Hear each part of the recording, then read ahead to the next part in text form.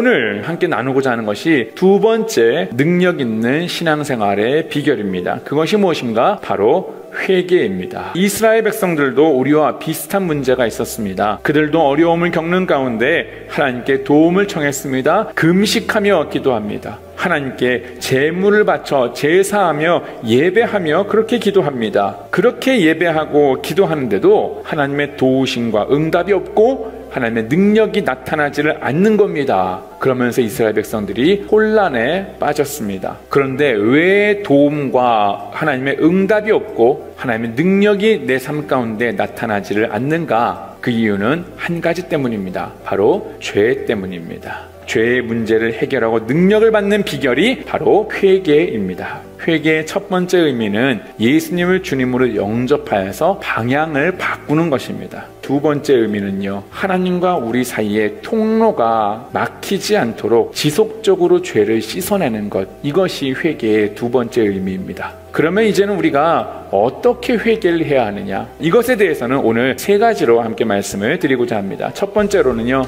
회개는 고백입니다. 우리가 하나님께 죄를 용서받기 위해서는요, 스스로 인정하고 고백해야 합니다. 이 자백함이 우리의 회개입니다. 그래서 하나님과 우리 사이에 막힌 것이 없이 뚫려져야 되고 그것이 틔워져야 하겠습니다. 두 번째로, 나의 고백에서 끝나면 됩니다. 하나님의 용서를 믿어야 합니다. 우리가 자백하고 회개하면 우리를 용서하시겠다라고 말씀하시는 우리 하나님은, 그분은 약속하신 것을 반드시 지키시는 하나님이십니다. 세 번째로는요, 하나님께서 나를 용서하셨으니 나도 내 자신을 용서해야 합니다. 용서했는지 그렇지 않는지를 어떻게 우리가 알 수 있느냐? 하나님의 용서를 믿고 나 자신을 용서하고 받아들이는 사람에게는요, 담대함이 있습니다. 하나님과의 막힌 것이 풀어졌으니, 뚫려졌으니 하나님의 능력이 생활 가운데 나타날 것을 믿습니다.